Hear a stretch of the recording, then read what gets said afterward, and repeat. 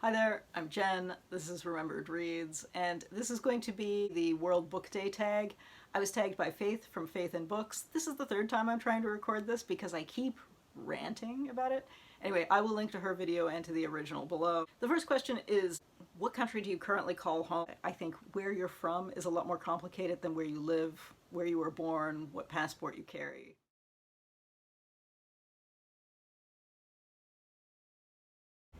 This is editing me.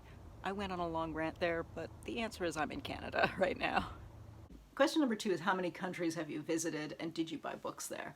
I think I visited around 40 countries, but with a couple of them I was not there very long. I tend to count it if you have left the airport, but if you just have a long layover. I was in Guangzhou in China last year and I had a 22-hour layover. And if you were there less than 48 hours, you don't need a visa. You can exit the airport. So I did. I saw the city. Have I seen China? Not really, because it was one city for one day, and I don't think that counts. Similarly, I was in Dubai, or Dubai, depending on your accent, about 5 years ago. Similarly, about 20 hours. Does that count? I don't know. So between 35 and 40, depending on how you count it. Did I buy books there? I try not to buy books when I'm traveling anymore because I try to keep it light. I bought 2, not really biographies, but books that were interviews with Cambodian genocide survivors when I was in Cambodia last year.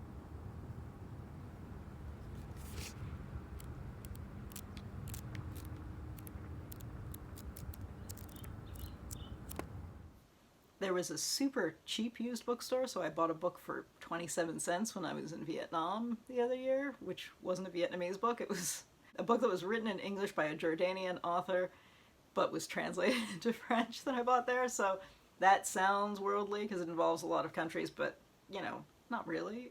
I just bought it because it was cheap. But yeah, I don't generally, unless I'm visiting family. I have some aunts and uncles in North Carolina, and I had a used bookstore in Raleigh and one in Chapel Hill that I used to go to when I was growing up, and we visited them quite often.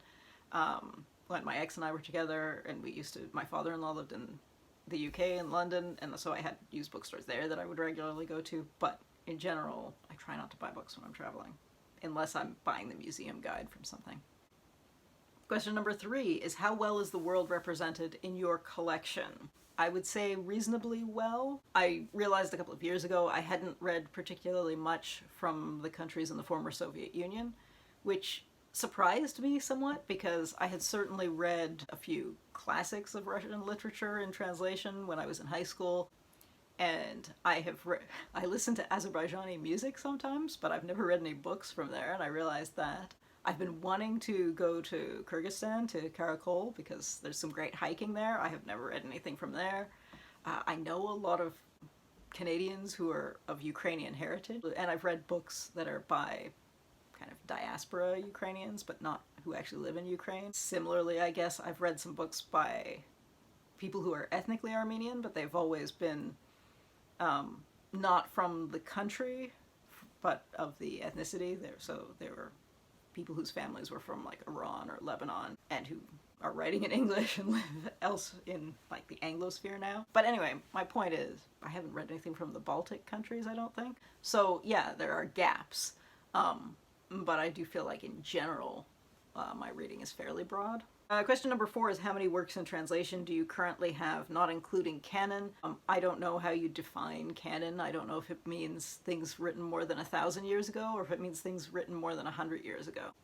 I do have a fair number of modern books in translation. I also have a fair number of books that are not in translation but not in English. I think the more languages you read in, the less you necessarily need to read in translation. I also don't think it's a great judge of how much of the world you're reading, just because like by virtue of colonialism, so many countries in the world do have people writing in English or French.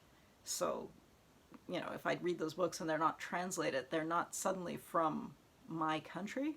And at the same time, even if a book is translated, it doesn't mean it's not from your country. Like, if I read a book by a Flemish author in the French translation, or I read a book by a French-Canadian author in the English translation, they're still in a national language of the country.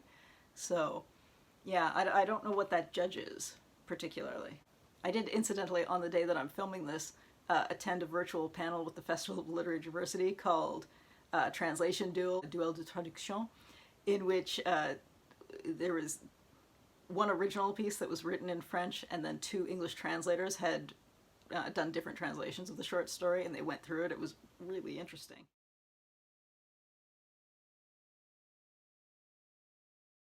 However, both the original, but again, that was a Canadian situation and the languages were English and French, so translate it, but not in a different national language. So what does this really mean?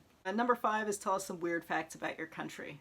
The weirdest fact I have about my country is that it costs $75 to get a visa on entry for Zimbabwe as a Canadian, whereas it's between $30 and $40 for Americans, virtually all European Union passports. Like, and that just seems fishy to me. Why such a big price? What was really funny is how many people who have, when I was traveling, I crossed the land border, I took a bus across there, and everybody who was Canadian but had dual citizenship was pulling out their secondary passport because nobody wanted to pay the $75 they didn't have to. So that was fun.